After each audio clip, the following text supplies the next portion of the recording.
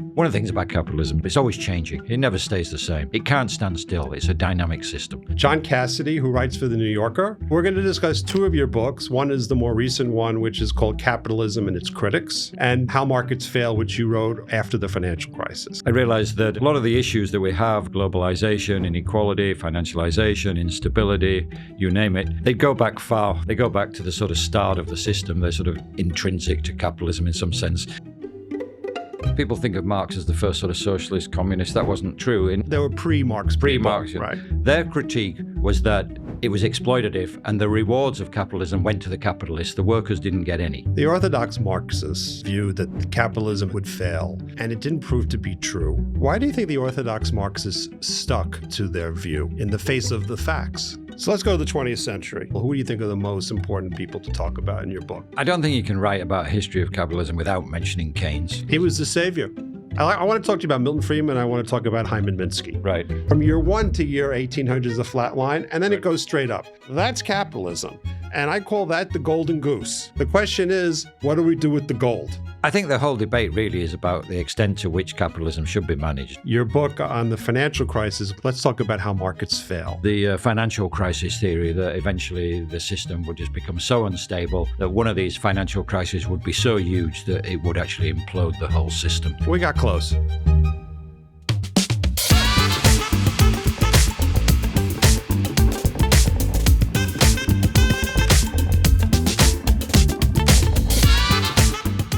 Hi, this is Steve Eisman, and this is the Real Eisman Playbook. And today we have another in our series of book reviews, John Cassidy, who writes for The New Yorker. John Cassidy, welcome to the Real Eisman Playbook. Thanks for inviting me on, Steve. Delighted to be here. So we're going to discuss two of your books. One is the more recent one, which is called Capitalism and Its Critics. Yep. Not exactly a comic book. And How Markets Fail, which you wrote after the financial crisis. Right. So let's start with Capitalism and Its Critics. Sure. Why don't we just tell our audience, give us like a quick synopsis of the book and why did you write it? Right. Well, I got the idea for the book back in 2016 when Bernie Sanders was running from the left with a sort of left critique of globalization and modern capitalism. And Trump, the left has always criticized capitalism, so you could say that's not very new. But Trump was also running, people have forgotten, Trump ran as a sort of critic of the system in 2016. Remember, he used to attack the bankers and attack corporations for shipping everything offshore, etc. It's one of those examples where the left and the right meet like in a circle. Exactly. So this coming together, left and the right, I couldn't really think of an example of that since the 1930s. So I thought, this is more than just a one-off. It's a sort of crisis of legitimacy of the system, really, when you're getting attacked from both sides. So I thought, my initial thought was to do a book about how that came about. And I originally thought I'd sort of do it since the end of the Cold War, the rise and fall of sort of globalization and financialization and everything. I realized I'd sort of written a bit of that before in my previous book, and also there were lots of other books on that subject. But then the main thing was, I realized that a lot of the issues that we have, globalization, inequality, financialization, instability, you name it, they go back far, a lot further than 1988 when the Berlin Wall came down or whatever. They go back to the sort of start of the system. They're sort of intrinsic to capitalism in some sense. So eventually I kept going back. I thought maybe I should start after the Second World War with the rise of the sort of Keynesian system. And then I thought, if I do that, you've got to explain what it was reacting to, the Great Depression. So you kept going back and back until the beginning. Exactly. In the end, I decided, what the hell? Just do the whole thing from start to finish. So I started with, the sort of precursor to industrial capitalism. Obviously, we can talk about what capitalism is, but this book is mainly about industrial capitalism. But I started with the precursor, the mercantile capitalism, the East India Company, the sort of capitalism Adam Smith wrote about in the late 18th century. And I take you from there all the way to the current day. Now, what hopefully distinguishes it from other books about, I thought nobody's going to sit and read a 500-page book about capitalism if it's all just... I did. Right. If it's all just history of businesses, sort of from, the original sort of factory capitalists up through Ford to the current day, that book's going to struggle to get a readership. So I've always been interested in ideas about economics and capitalism. So I thought, why not do it through the eyes of the critics of the system? Because it's had critics since the very beginning. And the sort of shtick of the book is that it's a history of the system through the eyes of some of its famous and not so famous critics. So that gives you a sort of bit of biography because some of these people had pretty dramatic lives. And it also gives you a way to sort of frame the narrative and to cover the whole waterfront. So that was the idea behind the book. But, obviously it was a huge undertaking. I basically was writing a history of the last 250 years. Yeah, it's an intellectual history. Exactly. Of the critics of capitalism. Exactly. So let's start. Let's break it into stages. Yeah. So kind of like bite sizes. So what did pre-Marx? Right. What would you say? Who are the early critics of capitalism, and what's the critique? Right. Well, that's very interesting. I mean, I start with, even before sort of industrial, I start with two critics of the old capitalism. William Boltz was a whistleblower for the East India Company. The East India Company was a monopoly, which shows monopolies go back to the year dot two. We think of them as modern tech monopolies. But the East India Company, the Dutch East India Company, they were royally sanctioned monopolies, which had a monopoly on the trade. In the East India Company's trade case, all the trade east of the Cape of Good Hope, so all of Asia, basically, they had a monopoly on. And it was a big multinational. People think multinational corporations are something new. This was a huge multinational corporation in the 18th century with the headquarters in the city of London, just like a lot of companies have now, board of directors, stockholders. So I thought that's a good place to start. But William Boltz was a whistleblower who came forward and sort of explained, as whistleblowers do, the sort of dark side of the company and the finagling it was getting involved in India. He had as a lot of whistleblowers have, he had a beef with the company because they'd fired him. And he came back to Why, they fired a whistleblower? I never heard of that. But they actually fired him before he became. That's why he turned a whistleblower, because they fired him. But anyway, so I start with him. But then he's just sort of, it's quite a narrow focus. But then my first big critic is actually Adam Smith himself. Now you say, why is that? Before you get to Adam Smith, yeah. I just wanted to point out about the East India Company and its relevance even to this day. Right. Because eventually what happened was, to increase their profits, the East India Company was selling opium into China, right, which eventually created the Opium Wars, exactly, to which we're dealing with the ramifications of that to this very day. No, exactly. Just a small aside. No, well, I think it's an important aside because we think of globalization, for example, as something new. And the sort of hyper-globalization, China and India, massively integrated into the world economy is something new. But they were also integrated into the sort of, pre-industrial economy. The mercantile capitalism, transversed basically all the continents of the inhabited continents of the time. The slave trade, for example, which was a big part of it, was the triangular trade. That was 3 continents. The East India Company operated in Asia. These were, global, and they were all for profit, obviously. So they were global capitalistic organizations. So who was next? Well, as I said, Smith himself comes along writing. Wealth of Nations is these days almost always portrayed as a sort of defense of capitalism. It's actually not a defense of capitalism. It's a defense of free market competition.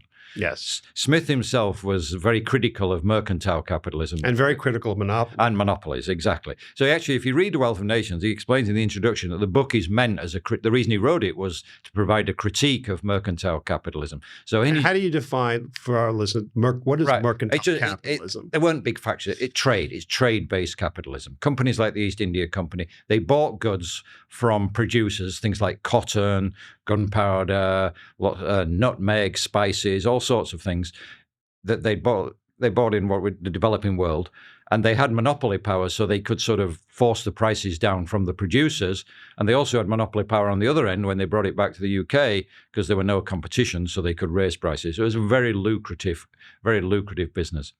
So that mercantile is derived from merchant. These were merchants. It's merchant capitalism, and it goes back a long way. So that's how I define mercantile capitalism. Smith thought, it was also based on protection. These companies, highly protectionist. Exactly, highly protectionist. Smith was in favor of free trade and free competition. So he hated the monopolies, he hated the protection, and he was also suspicious of individual businessmen. There's a passage in The Wealth of Nations which should be more famous, where he says, three or more businessmen never gather together for more than 15 minutes or so before the talk goes to raising prices. So he had what stops that? In his world, competition stops that. If you have vigorous competition, monopoly can't really exist. So Smith is my first critic of capitalism, but he's not critic of industrial capitalism because he lived before industrial capitalism rise. So to get to your question about Marx, And the So Marx is the great, famous critic. Exactly. So to get... By the way, just so you know, I have read the Communist Manifesto, and I did read Das Kapital. Oh, my God. Well, that's a long time ago, though. You and I are probably the only people in New York who've read both of them. Maybe on the continent. But anyway, I mean, cover to cover, obviously, students read bits of them. But I didn't want to just start. I did think of starting with Marx in the sort of 1840s, but that misses out a big part of the story, because people think of Marx as the first sort of socialist communist. That wasn't true. In England and in France, there were pre-Marxian, right. And they were very interesting because they weren't state socialists at all, in the sense that the Soviet Union became state socialism. In fact, they were very suspicious of the state, because the state at the time was basically an oligarchy, the British state. It wasn't universal suffrage. The workers didn't have any votes. It was run by, mainly aristocrats, rural aristocrats. A few industrialists had the vote, but it was mainly a rural oligarchy. So the early socialists of the 1820s and 1830s, people like William Thomson is an example in my book. And there were people in France like Fourier and Considerant, the sort of... the old utopian socialists. Well, Marx called them utopian socialists. Why did he call them utopian socialists? Because they had this idea of setting up individual sort of communitarian communities, independent, self-ruling, self-producing, basically new towns of like a couple of thousand people, where they'd grow all their own food, they'd have artisanal production, producing all their own stuff. And they tried to set this up in Robert Owen, the famous Welsh philanthropist, came over to the US and tried to set up in New Harmony, Indiana, the famous example. There were other examples, and they didn't succeed. New Harmony broke up after a few years. The other efforts failed. The communes failed. Yeah, I mean, they weren't really communes so much. It wasn't all communal production, but they what they call them cooperative communities. Okay. The cooperative communities failed. Now, they did leave the legacy of the cooperative movement, which is still quite big in parts of Europe. Where I came from in the UK, the cooperative society has still got stores all over the country. In Spain, there's cooperative companies like Mondragon, the big industrial company, which is actually pretty successful. But that sort of vision of socialism wasn't through the state. And that's why Marx and Engels thought it was utopian that you could just sort of opt out of the existing system. Their idea was you had to, bring the existing system down. So that I thought it was worth retelling their stories. So if you had to say, what was Marx's chief critiques of capitalism? Well, I mean, the original critique of capitalism from Marx and Engels is that it's a very straightforward model, and it was based on the history of the sort of first half of the 19th century, when it did actually apply to some extent. They saw capitalism extremely productive and innovative system. In a way, they were sort of prophets in that sense. If you mentioned the Communist Manifesto, if you read the Communist Manifesto, which was published in 1848 and only read by a few dozen people at the time, because Marx and Engels were exiles living in London, and they basically had no followers.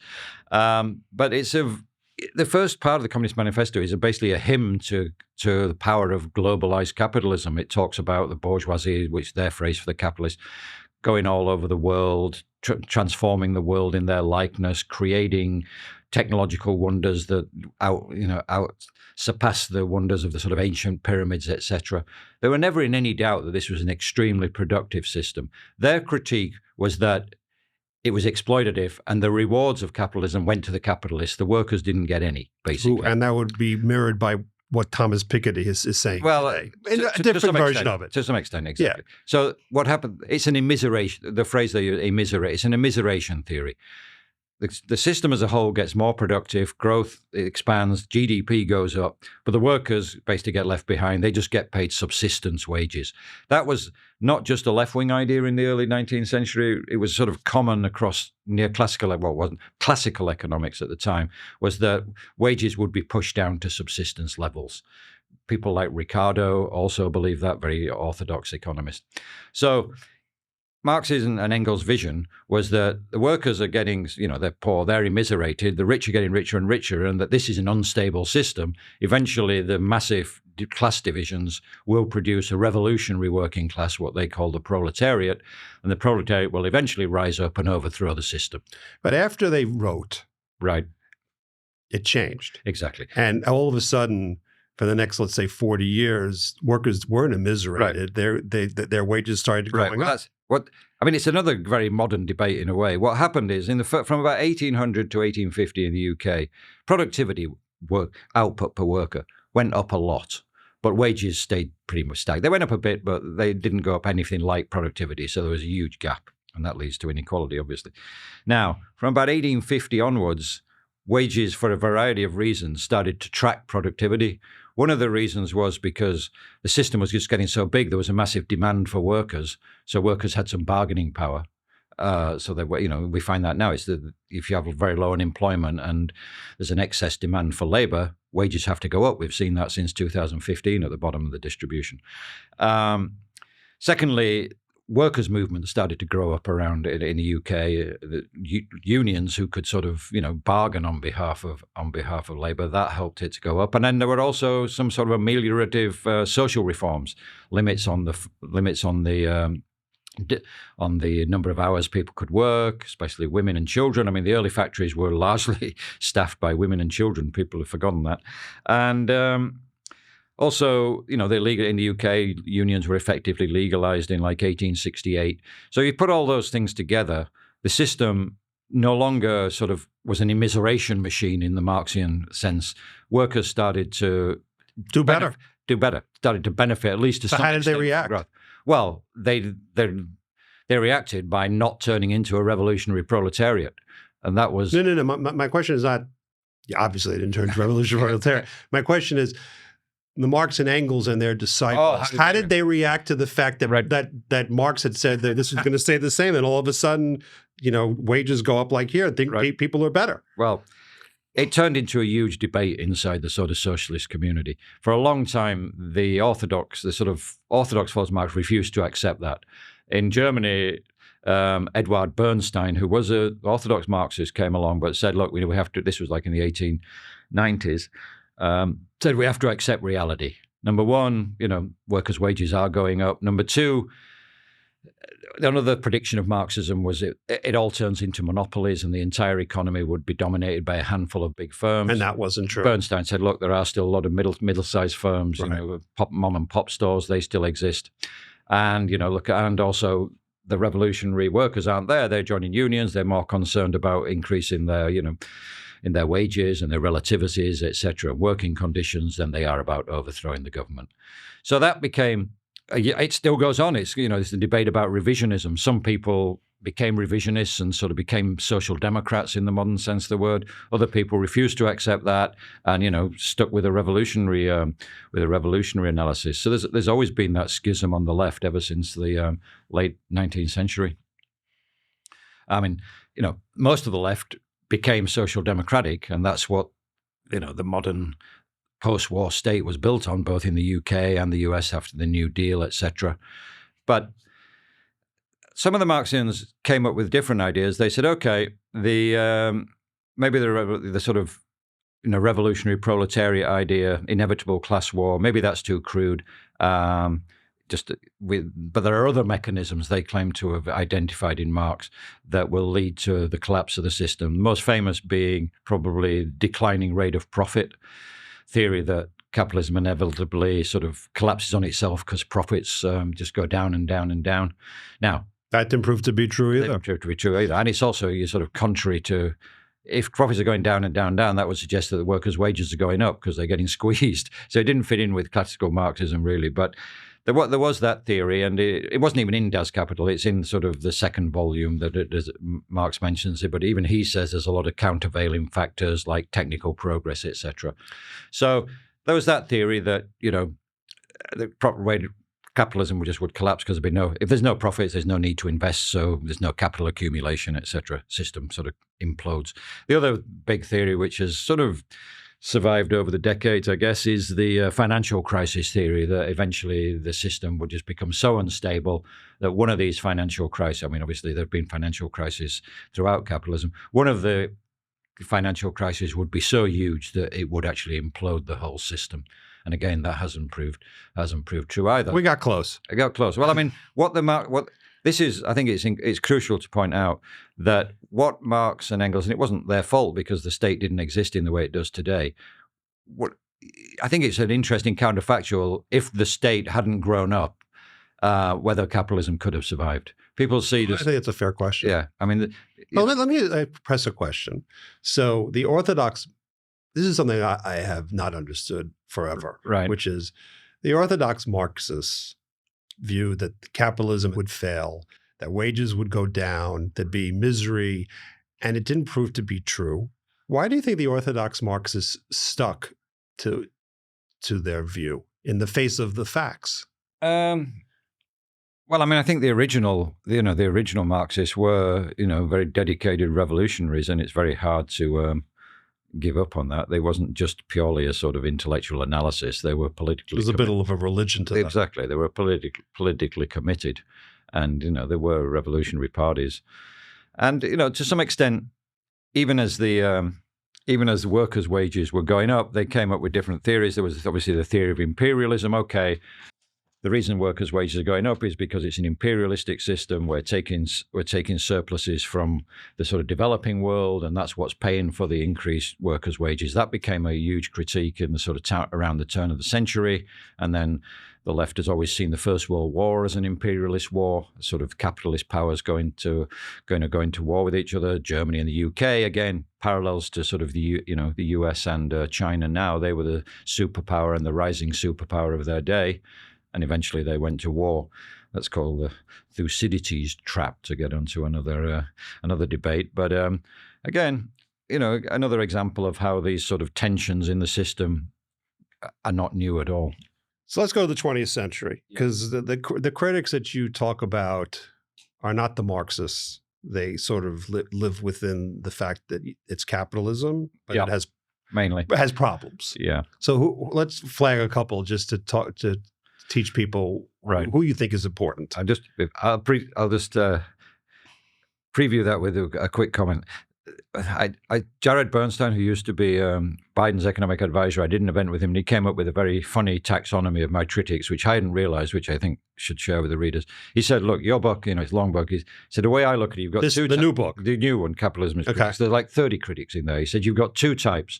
You've got people who are critics of baseball and people who are critics of zoos. I said, what do you mean? Zoos. Okay. He said, what do you mean? He said, well, critics of baseball, they love the sport, but they think it's just gone off path.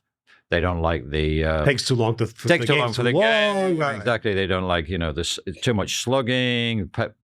The stars are paid too much, etc. Whatever. There's something they. But they still love baseball. Exactly. They don't like the shift. Whatever it is, they still love baseball, but they just want it reformed. Right. And then you have critics of zoos who just believe that they're innately evil, innately immoral. You shouldn't lock up wild animals, and they want. I think that's a great analogy. Exactly. Yeah. Exactly. You got your critics like Marx who think, well, let's blow up the whole freaking thing. Yeah. And then you have Hyman Minsky, who we'll talk about. Right. Exactly. Or Keynes or whoever. Right.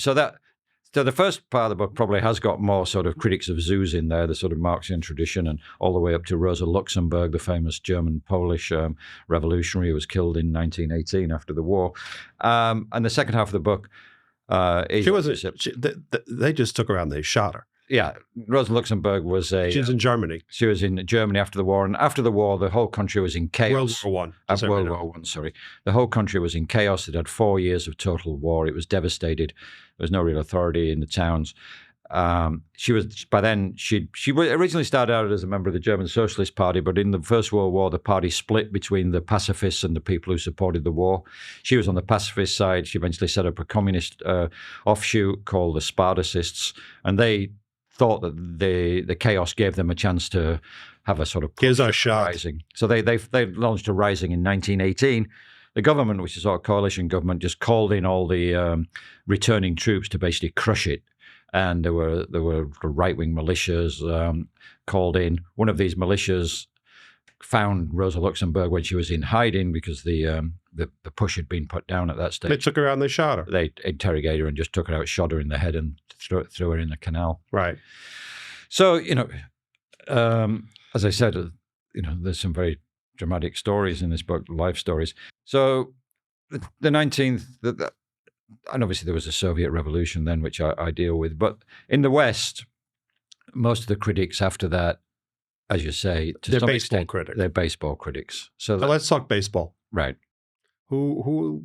Let's go through a couple. Who do you think are the most important people to talk about in your book? Well, I mean, I don't think you can write about a history of capitalism without mentioning Keynes. Of course not. I mean, Keynes, to some extent, wasn't really a critic of capitalism. He believed capitalism. He was the savior. Exactly. He was. I think he thought it was a pretty grubby system morally, but he thought it delivered the bacon, and he also thought it. Can I just show something in your book? There's one thing in your book I'm going to show because I absolutely found it. It's at the very, very beginning, and I think I'm going to show it. It's very shocking. Right. I'm going to show it to the camera a second. It says global average GDP per capita in international dollars, year one, meaning literally year one, through 2022. Right. And that's the picture. Right. And basically what it shows is from year one to call it 1800. 1800. It's basically a flat line. Exactly. Or it may not be exactly a flat line, but because of what happened afterwards, from year one to year 1800 is a flat line, and then it goes straight up. That's capitalism. And I call that the golden goose. Right. The question is, what do we do with the gold? Right. No, that's only true. Although, I mean, I guess, if I was a Sovietologist, I'd say, well, the Soviets also had a line like that going up for a while, but they couldn't match Western capitalism. I mean, they did produce huge growth for 30 or 40 years. But anyway, no, you're right. I mean, that's always been the fundamental defense of the capitalist system that, show me the alternative that is as productive. Right. But that doesn't mean we can't reform the system from within, which is what the baseball critics will talk about. Exactly. So that's what So Keynes, basically, he himself was a speculator. He was a member of the English upper class. So he wasn't trying to overthrow the system. But at the time, we're talking the 1930s, a lot of his students, capitalism had basically disgraced itself in the Great Depression, 30% unemployment, Hoovervilles all over the United States. Not just the United States, England, everywhere. Hunger marches in the UK to the south, So a lot of people thought the system was on its last legs. And a lot of Keynes's students at Cambridge had joined the Communist Party and sort of thought the Soviet model was the way out because it seemed like, whatever you thought of Stalinism, it did produce, rapid growth for a while. So they thought that was the alternative. Keynes never had any sympathy for that at all. He thought Marxism, he called it a relic, basically. But he realized that the system had this fatal flaw that it could sort of collapse in on itself and get stuck in a depression. And they realized that if they couldn't solve this problem, the system would be over. Exactly. You can't have system's not going to survive with 30 or 40% unemployment. So he came up with a Keynesian macro demand management, which, as you say, became a sort of blueprint to save the system. So for the viewers, let me describe it because I do remember my economics very well. He created a formula. Right. C plus I plus G plus X minus M equals GDP. And what that means is what the consumer spends, which is C, plus what businesses invest, that's I, plus what government spends, which is G, plus exports minus imports equals GDP. And his conclusion from the formula was basically you could have a situation where there's a panic. Right.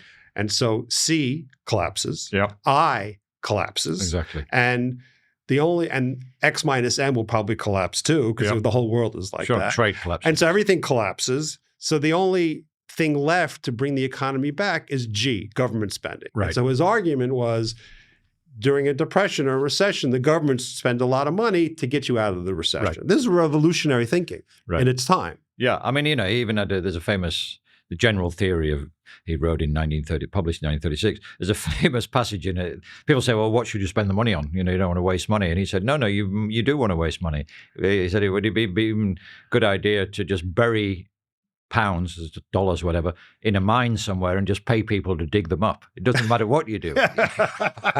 You're employing them. Right. The whole idea is to prop up aggregate demand. Right. And we think that's sort of commonplace now, but his great intellectual breakthrough was to think in terms of aggregates. Because at the time, actually Marx himself did speak in terms of aggregates, but most orthodox economists at the time thought in terms of business, individual businesses, individual consumers, individual state governments or whatever. So they didn't put it all together in sort of aggregates as you just did with And people don't realize that FDR was really not a Keynesian. Because in 1937, they decided they were going to cut the budget and the economy went back into a recession. No, I mean, FDR was very progressive in a lot of ways, but on budget, he was actually a conservative. He ran promising to balance the budget and attacking Hoover for letting the budget deficit go up to. What got the U.S. out of was World War II. All the spending. The big burst of. There was some spending because there was a sort of bit of a disguised Keynesian stimulus through the sort of WPA and things. So, and relief programs. So there was a bit of a stimulus in sort of 35, 33, 34, 35. But as you say, then the deficit blew out and then they freaked out. They freaked out and they had a budget-cutting budget in 36, 37. And that economy went back into recession, just as you would predict on the basis of a Keynesian model. And as you say, then what really dragged the economy, not just the US, but the UK and Europe out of the slump was wartime spending, which is military Keynesianism, basically. So in your book, you describe, Keynes becomes basically economic orthodoxy for roughly 30 years. Yeah. Until we get to Milton Friedman. Yeah.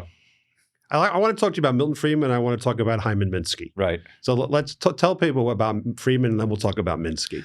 Okay. Well, I mean, Friedman is obviously, in one sense, the heir to... He's a traditionalist. Well, he was a free market economist. In one sense, he's the heir to the sort of Adam Smith tradition. I remember, I'm pretty old. I've been following the U.S. economy and writing about it for 40 years now, more than 40 years. No, just about 40 years. But I remember in the late 80s when I was a young reporter, I was sent to Washington by the London Times as a cover Washington. All the conservatives in those days used to idolize Milton Friedman and Adam Smith. They used to wear Adam Smith badges. I was one of those people back then. Right, exactly. I was a young conservative back then. Right. So conservatism in those days. That was. He was the man. Exactly. Yeah. So Milton Friedman, for a long time, was basically an intellectual exile. He was a free market conservative from the get-go, in the 1940s and 50s and 60s. But at the time, Keynesianism was basically, as you said, the intellectual orthodoxy. Friedman wrote his books, Capitalism and Freedom was the most famous one, I think, published in early 60s, maybe 62. Didn't even get reviewed in his own hometown paper, the Chicago Tribune. So he was basically an exile.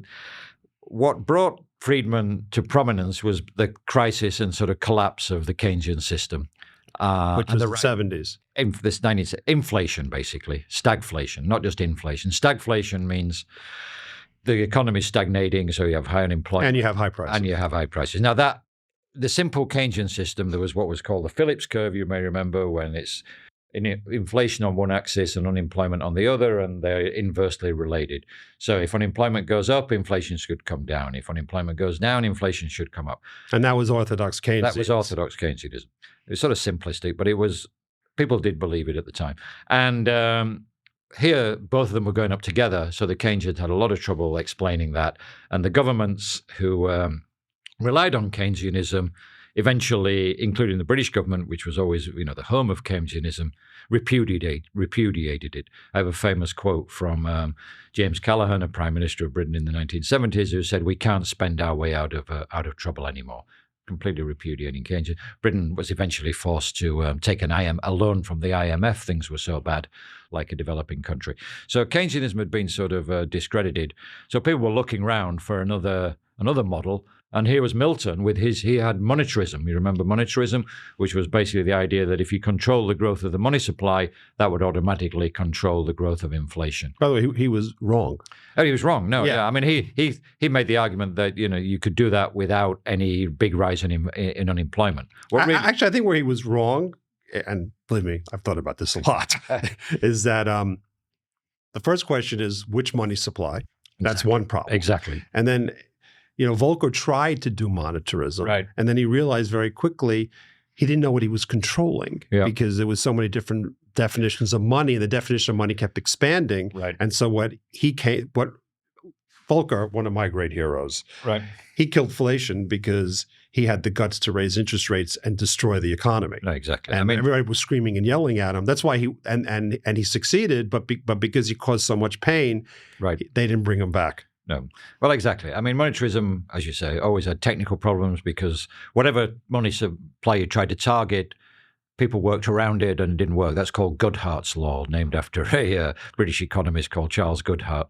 That Goodhart's law is whatever money supply you target will they'll find something else. Exactly, it won't work. But there were the only way to, when you have a big inflationary outburst, unless it's completely a supply side shock, and we could argue about the more recent one, but once it gets entrenched and wages are going up as well, the only way really to bring inflation down is a sharp rise in unemployment, which undermines workers' bargaining power. As you say, Volcker did that. He brought in interest rates up to 14, 15%, crushed the economy. We had in the early 80s, there was the deepest slump since the 1930s, but it did break inflation. It did what it was designed to do. So that was part of Friedman's appeal, monetarism, but also just the idea of sort of the free market, let the free market reign, and it'll solve a lot of our problems. Both Ronald Reagan and Margaret Thatcher, who were both elected within a year of each other, they totally bought into that philosophy. And they both knew Milton Friedman personally. Friedman had been a long-time advisor to Ronald Reagan when he was governor of California. And when Reagan was running for office in 76 and 80, he served as one of economic advisors. He never went into the White House as a formal sort of member of the Council of Economic Advisors. In a way, he was sort of above that. Right. He was their god. Exactly. So, but he let me interrupt you for 1 second. Yeah. I think, looking back, I think my personal view is Friedman was wrong on his monetarism, but his argument that the more government steps aside from capitalism, the more dynamic it can be. And I think in that he was right. Right. But it can create other problems. Yeah, I mean, I think, it depends which part of the economy you're talking about, I think. I mean, we could get into the whole, once the government steps aside in finance, for example, that didn't work out very well. No, it didn't. Stepping aside in high tech, what's that given us? It's given us huge tech monopolies. So, I'm a bit more skeptical than you of that, but it's certainly true that if the government steps aside, it's the capitalists love it, obviously. So you get a rise in animal spirits, as Keynes would say. I think that there's pluses and minuses. As in anything. As in anything, yeah. I mean, to get on to, I think the big problem, one of the big problems with the sort of Friedmanite free market agenda was its treatment of the financial sector. And then we get on to the second person you mentioned, Hyman Minsky. Let's talk about Hyman Minsky, because most people don't know Hyman Minsky. Well, I think he's one of the most important economists of all time. Right. So Hyman Minsky doesn't feature in this book because I wrote a chapter about him in my previous book, How Markets Fail. We're coming to that, don't worry. So we can get on to him now. I mention him briefly, actually, in this book, but I don't give him a full chapter because I didn't want to repeat myself.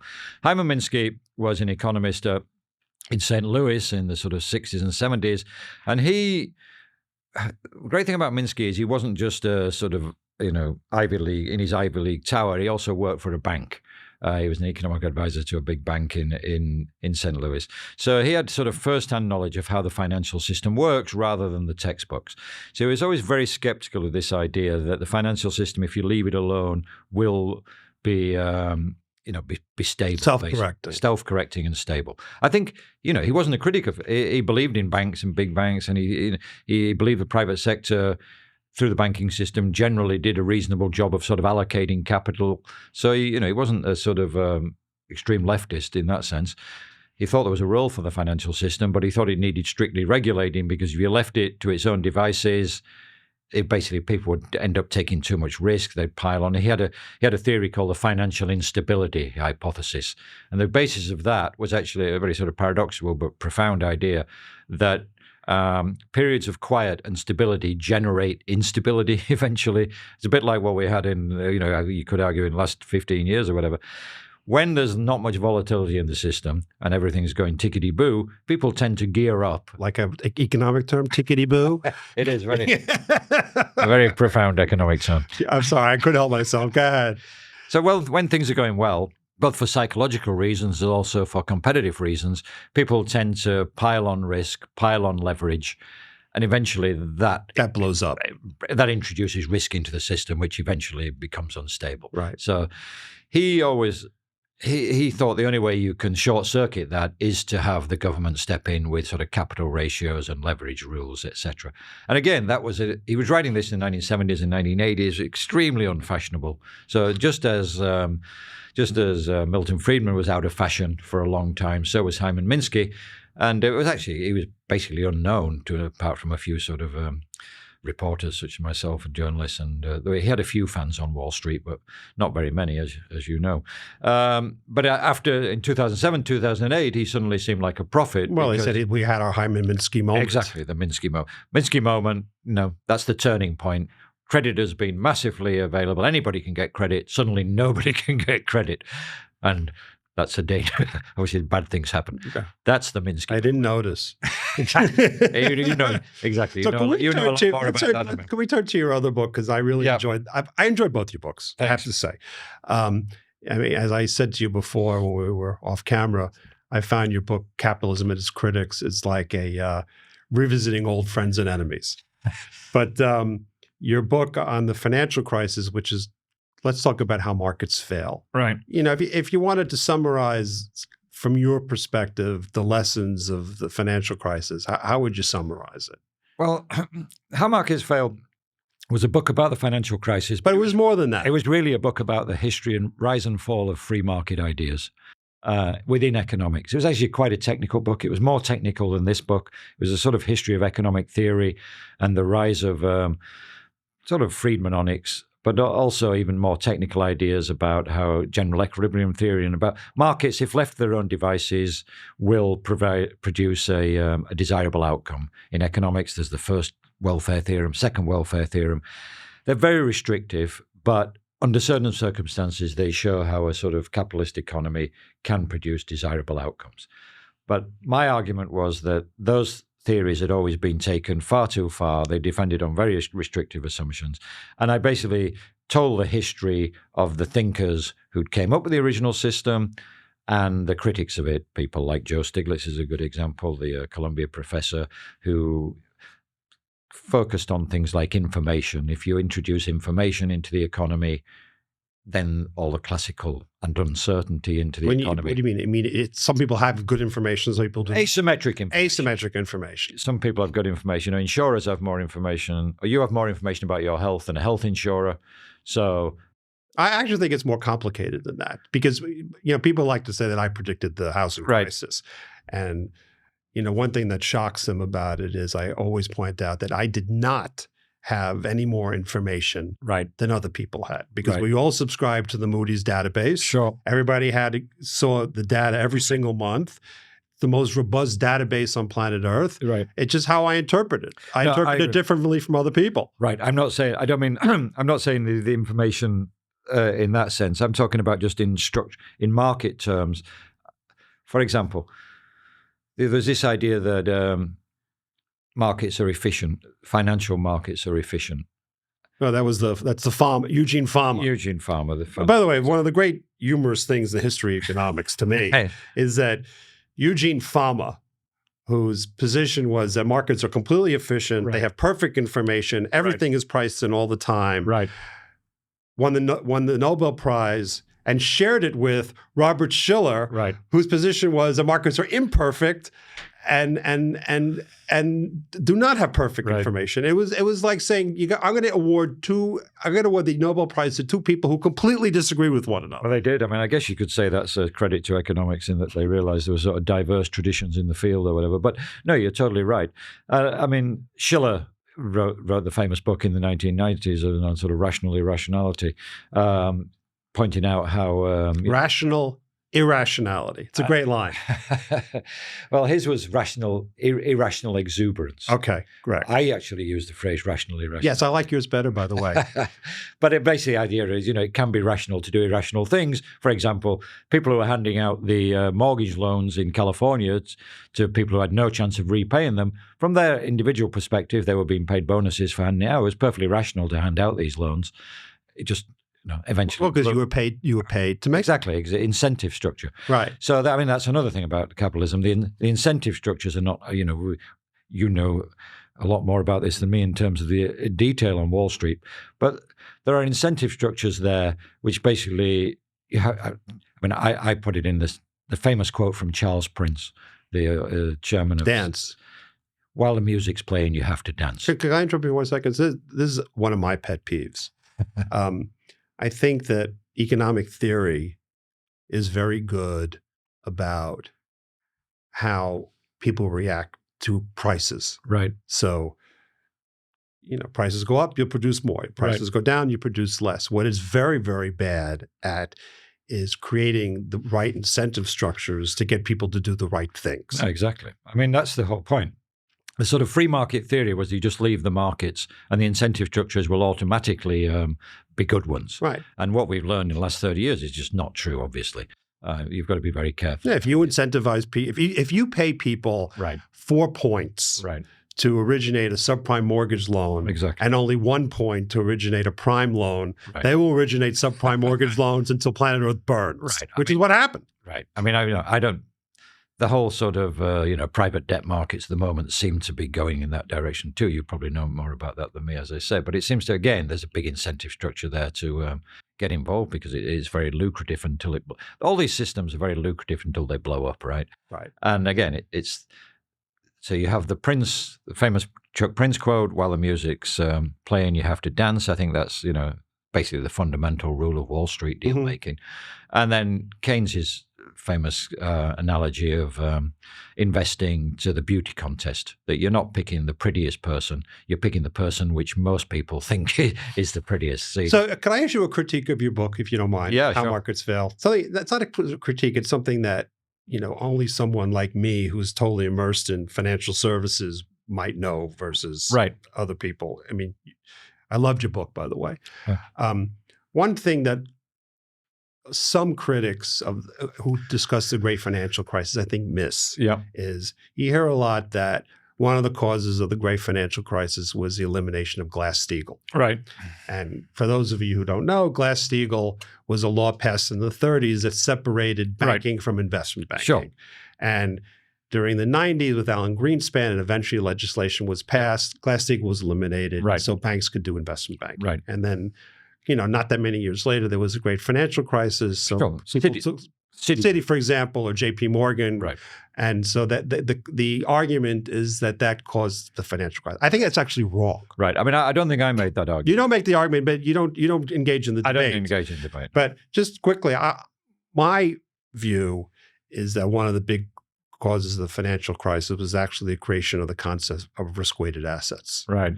And that, I'll do this in another another podcast, but that allowed banks to go lever the banks from 10 times to 40 times. Sure, no, definitely. And that was a major cause of the financial. It would have happened whether there was Glass-Steagall or there wasn't Glass-Steagall. I mean, I don't think Glass-Steagall was central to that either. I mean, I think, as you say, the sort of risk-weighting system, the lack of any derivatives regulation as well, I think was important. And then the, just the FOMO factor, which just gave incentives all the way along the chain from the guys who were distributing the loan, who were handing out the loans, the mortgage brokers out in California and Florida, etc., to the bankers who were buying them, to the sort of investors who were then buying them because they had the ratings agencies who were giving them AAA ratings, and then the investors who were buying them because they were in a AAA bucket. So. How bad could they be? That's my favorite line. How bad could they be? Pretty bad. So there's one person I would just want to flag post-financial crisis who I think doesn't get enough credit, which is Daniel Tarullo. Right. Daniel Tarullo was the first vice chair of financial supervision, which is basically chief bank regulator. Right. And I think he did a great job. Right. He as an example, pre-crisis, Citigroup was levered officially 33-1, but probably more like 40-1. Right. And when he was done, they were levered 10-1. Right. So I actually think today the banks are safe. Right. I question the whole private credit area, which is something that needs to be explored a lot more. Yeah.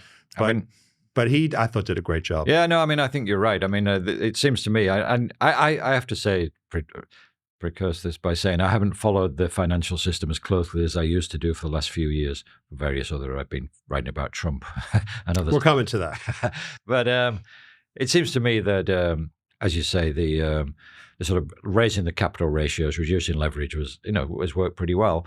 But then you say, where's the risk migrating to? It has migrated out of the banks. But No has question. it really? Because what we found in the financial crisis, right, was it came in through the back door, through the... Well, they're making loans. off-balance They're sheet. making loans. It's not the off-balance sheet stuff. I think Right. that's pretty well handled. Right. The question is, what's grown a lot is private credit. Right, But banks do make loans to private equity to create private right. credit. So there's So it could be a backdoor issue, but the leverage ratios are just so much better right. that if the system were to blow up, I don't think it would happen in the banks. It would happen somewhere in private credit. But you don't think that would then migrate? It could migrate, but the issue is, the way I analogize it is when you're levered 40 to 1, Right. it takes a pebble to destroy you. Sure. When you're levered 12 to 1, it takes a meteor. Right. So Right. yes, I'm not saying there couldn't be losses. I'm Right. just saying that the banks would be much more able to weather them because of the math is so much more in their favor. Right. I mean, I'm the interviewer now. Do you think Please go right ahead. Do you think Citadel, or one of the huge private equity groups, got into crisis?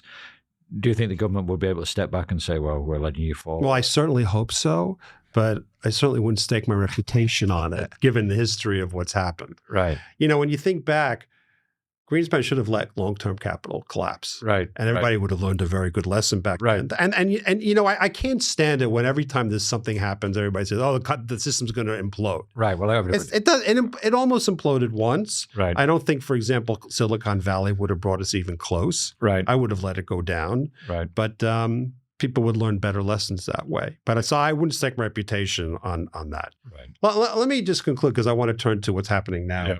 If I could take a lessons from all your books, Right. I would say that what's unfortunate about debates about capitalism is people go to very extremes. Right. They either like completely free market or they're socialists. And I actually don't think, and this is my lesson from your books, Right. and something that I've thought for a long time, that's where the debate should be. That, your table that I showed at the beginning does prove that capitalism is the golden goose. It's not perfect, but it's the best system by far what we got.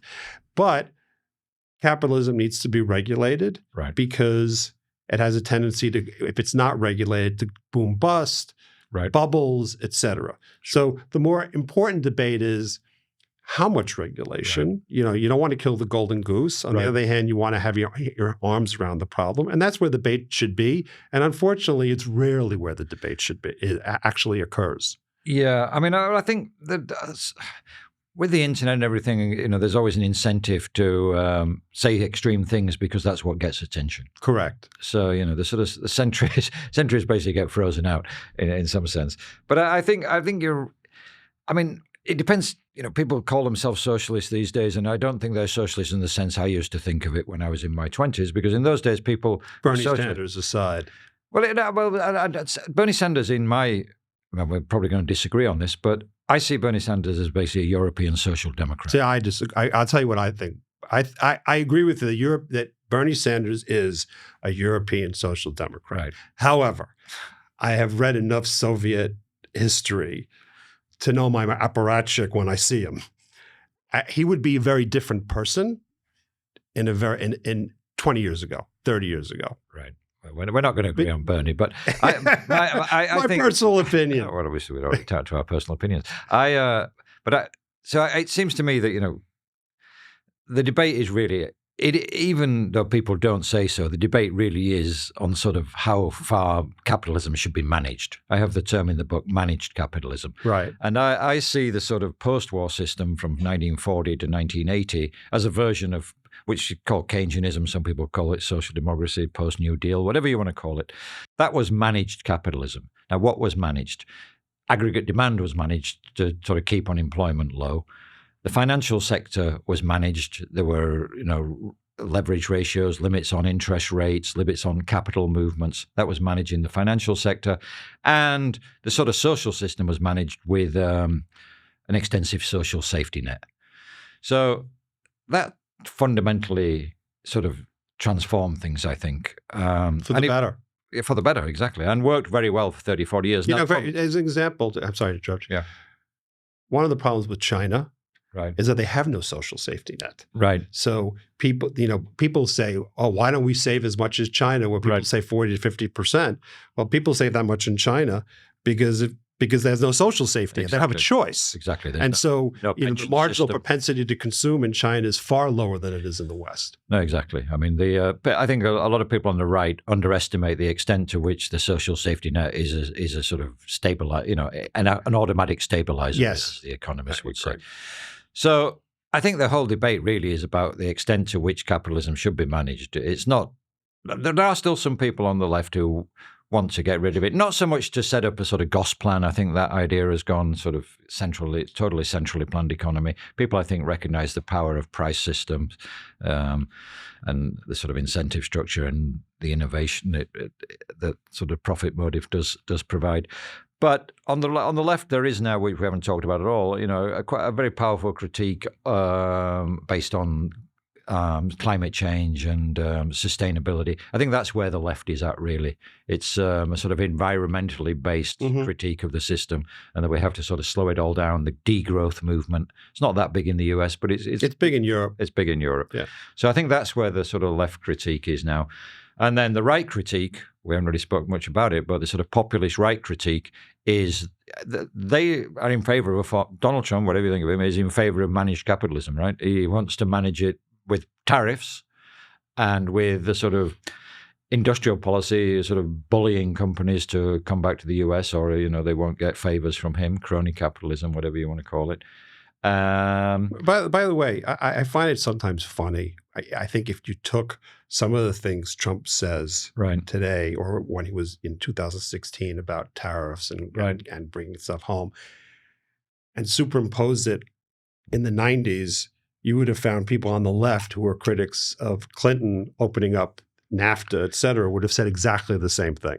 Oh, no, I mean, totally. The left and the right have sort of come, in a lot of ways, have come full circle on that, because they both do favor, restrictions on markets in various ways. Now, that doesn't mean that they're the same. I mean, Trump, I don't think you can compare them in lots of other ways. But the basic idea that you need to manage the system in some way, I think, is generally accepted. So we're all on the. It's across. It's where are you? Where you are on the spectrum. Where are you on the spectrum? I think that's where we are. And I think there are still people who still believe in the sort of neoliberal, which we haven't really spoken about, the sort of neoliberal vision and the of the 90s up to a large degree. But the problem is they don't really have a political, from their perspective, is they don't really have a political constituency. What do you mean neoliberal? Like who? Well, I mean, the sort of original, defenders of globalization, unrestricted globalization, the people on the sort of, I would say, the Clintonites who supported NAFTA. Yeah, Clinton, but also the business Republicans. Right. They don't have a constituency. Exactly. Yeah. Both sides, that's where we are politically. Because at the end of the book, I try to sort of, it's a history book. This is not a prescriptive, here's my idea of what we should do. But I do try, as an analyst, I try to say, well, what are the options out there right now? And it seems to me there are 3 or 4 different options. If we say what's capitalism going to evolve into, one of the things about capitalism, it's always changing. It never stays the same. That's one of the things. There's so many different varieties of capitalism, and it changes over the years for regulatory reasons, technological reasons. It can't stand still. It's a dynamic system. So where are we going, you ask, or I ask? And, it seems to me there are various models on the table. There's, if we're talking about globally, there's like Chinese state, what I call state capitalism, which from their perspective has been incredibly successful, right? I mean, it's dragged, hundreds of millions of people from poverty, subsistence. Right. Exactly. And not only that, I mean, people say, well, they're in a middle income trap, but it's not clear they're going to be in a middle income trap, because unlike a lot of other countries who've managed to drag people out of poverty, they're actually competing at the technological frontier in a lot of areas now, because they had massive investments in education and science, etc. So whatever, Chinese state capitalism. That's one option. I don't think Britain or France is ever going to vote for that, because it's not democratic. But that's an option out there. And I think in parts of the developing world, it's becoming, people look at China and say, well, that model seems to work. Then what's the alternative? On the left, on the extreme left, as I said, we've got this sort of degrowth, radical environmentalist agenda.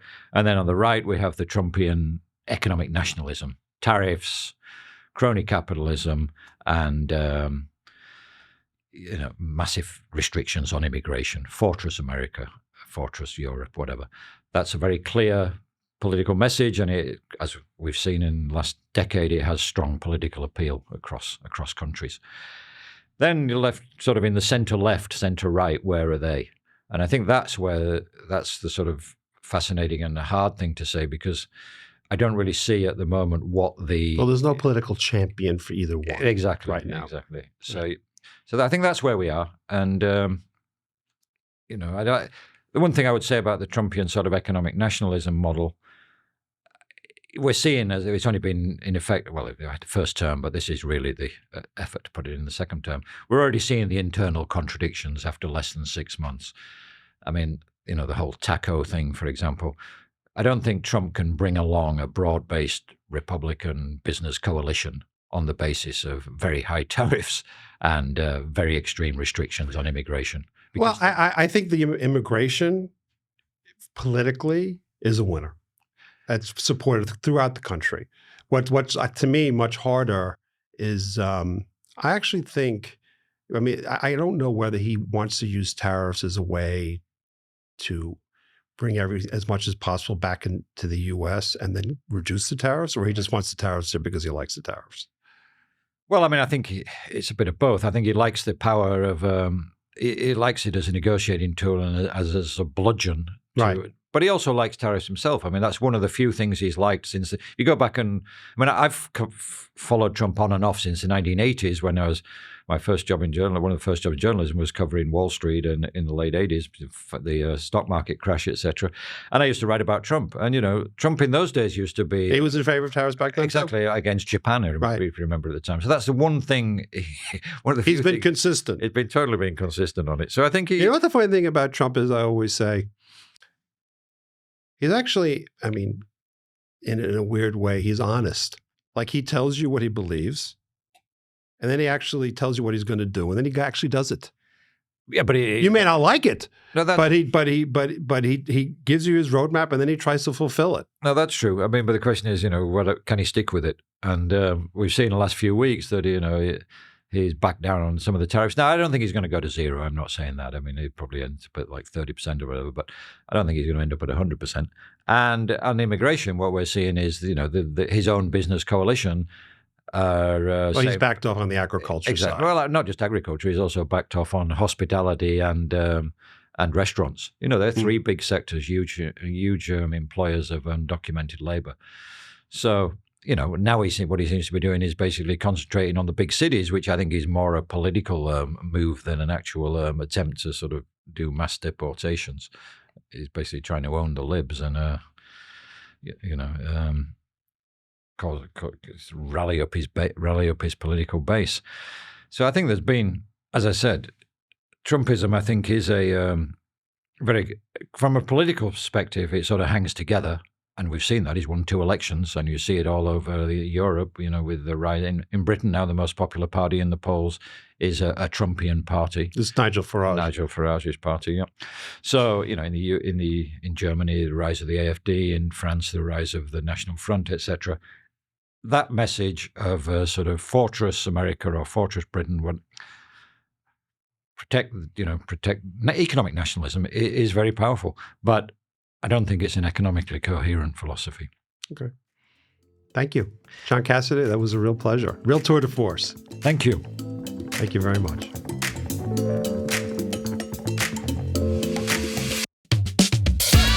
This podcast is for informational purposes only and does not constitute investment advice. The host and guests may hold positions in stocks discussed. Opinions expressed are their own and not recommendations. Please do your own due diligence and consult a licensed financial advisor before making any investment decisions.